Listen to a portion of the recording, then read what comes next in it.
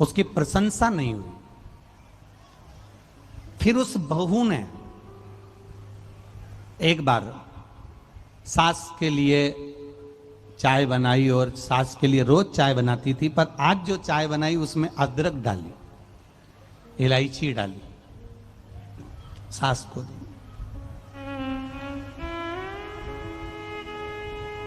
उस नई नवेली बहू ने सास को अदरक की चाय दी। उस नई नवेली बहू ने सास को कुछ अच्छा बनाकर खिलाया। उस नई नवेली बहू ने ससुर के लिए कुछ अच्छा बनाया, कुछ अच्छा बनाया। अब अभी तक उसने जो काम किया था सब अच्छा कर रही थी, पर अब जो उसने ससुर की पसंद का भोजन बनाया या ससुर के पसंद का कोई पकवान बनाया या सास के पसंद की कोई चीज बनाई, तो ईमानदारी से बोलो कि उसको अब ये मालूम पड़ गया। किससे?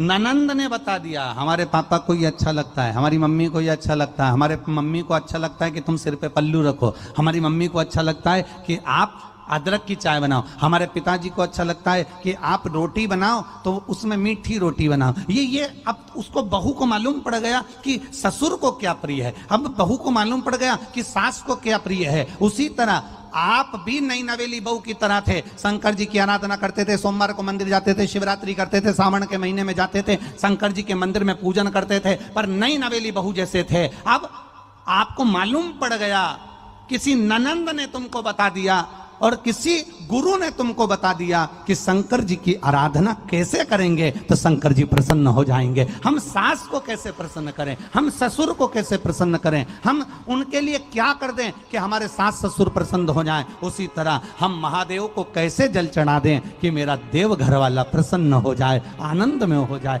वो हमको सीख मिल गई, वो हमको प्राप्त हो गया।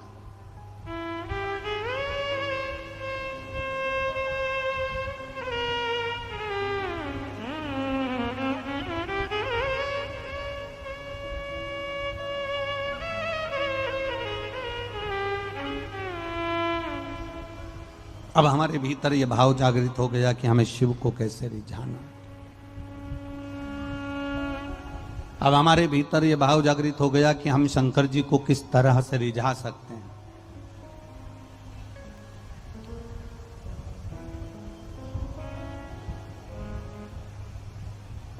नैन लड़े काशी वाले से मैं उनकी हो गई, नैन लड़े डमरू वाले से मैं उनकी हो गई। अब जब से बाबा से नैन लड़ गए, जब से बाबा से चित्त लड़ गया, जब से शिव महापुराण की कथा हमारे हृदय में विराजमान हो गई, तब से जो लगन लगी, ऐसी लगन लगी कि अब कहीं वो मन रमता ही नहीं है। 2 बजती है और हाथ में रिमोट आकर टीवी खुल जाती है, मोबाइल हाथ में आ जाता है, पंडाल में पहुंच जाते हैं, कथा का रस तत्व ग्रहण कर लेते हैं और हमारे दुख को काट रहा है हमारा शिव। एक पत्र आया, देखिए।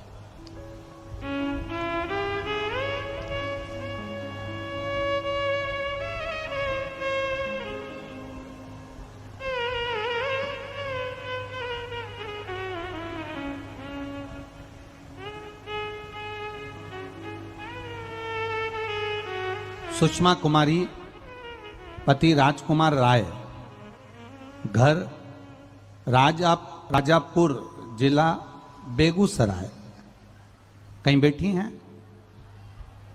आप ही हैं? दोनों हाथ हिला दो एक बार, ऐसा। हाँ, हिला दीजिए हाथ, ऐसे हिलाओ, ऐसे हाथ को, हाँ ऐसे, ठीक है। सुषमा कुमारी, पति राजकुमार राय, घर हमारा राजापुर, जिला बेगूसराय। मेरी 2 बेटी हैं, रश्मि और रजनी। मेरा मोबाइल नंबर ये है गुरुजी।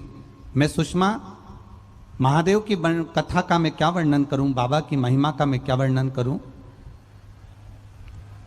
मुझे नौकरी की बहुत चाह थी, लेकिन मुझ में उतनी शक्ति नहीं थी मैं सरकारी नौकरी पा सकूं।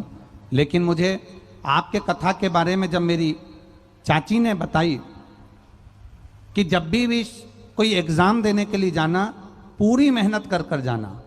सियोर वाला महाराज कहता है मेहनत कर कर जाओगे और फिर शंकर भगवान पर एक बेलपत्र और बीच की पत्ती में शहद लगाकर जाना, बाबा चाहेगा तो सफलता देगा।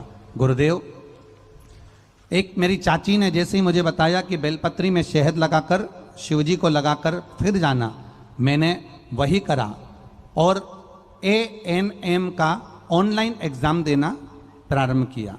जब ANM का मैंने ऑनलाइन एग्जाम दिया और बेलपत्र लगाकर पूरी मेहनत कर कर गई, बाबा की ऐसी कृपा है गुरुदेव कि उस परीक्षा में पास हो गई और बाबा की कृपा से आज मैं नौकरी कर रही हूँ। ये शिव की कृपा है, शंकर के उद्धार का। बैठिए बहन, हर हर महादेव। बहुत बधाई आपको, बहुत बहुत बाबा की कृपा। शिव कृपा किसको कहते हैं? खुशबू कुमारी, पति नीतीश कुमार, जिला बांका, बिहार की निवासी हूं। कहीं बैठी हो तो हाथ हिला सकती हैं, कहीं बैठी हो तो हाथ हिला सकती हैं। खुशबू कुमारी, पति नीतीश कुमार, जिला बांका, बिहार निवासी हूं। कहीं बैठी हो तो हाथ हिला सकती हैं, जहां कहीं भी बैठी हो। गुरुदेव, कहीं बैठी हैं क्या? दिख गई हैं?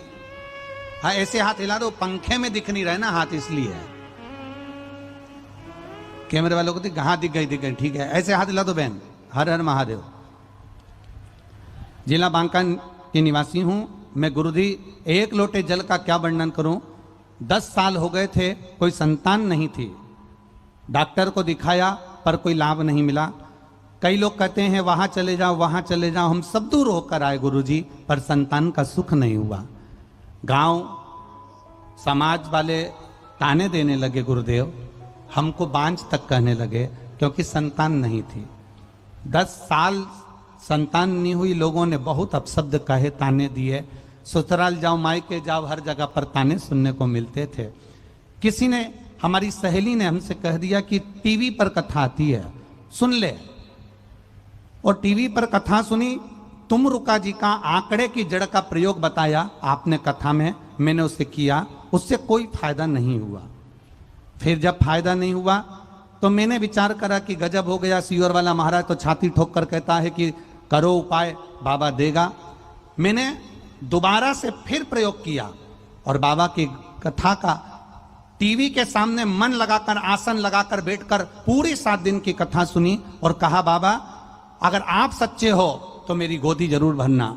गुरुदेव, मात्र कथा सुनने के 15 दिन हुए और बाबा की कृपा से मेरा गर्भ ठहर गया। आज मैं 6 महीने की गर्भवती हूं। आज मैं 6 महीने की गर्भवती हूं, 6 महीने का मेरा गर्भ है। और मेरा विश्वास था, इसलिए मैं यहां पर कथा श्रवण करने के लिए आई हूं, बाबा को नमन करने आई हूं कि 10 साल के बाद मेरा गर्भ ठहरा। बैठो बहन, बहुत बहुत बधाई, बाबा की कृपा पर सदा रहे। हर हर। शिव तत्व इसी को कहते हैं, शंकर की उदारता इसी को कहते हैं, आपका विश्वास इसी को कहते हैं।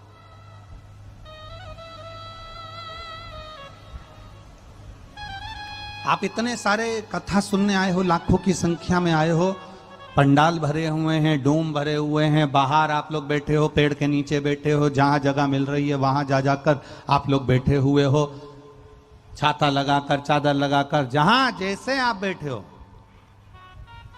मेरा आप सबसे निवेदन है, हम आपको दिख रहे हैं ना दिख रहे हैं, आप हमको दिख रहे हो ना दिख रहे हो, उससे मतलब मत रखना।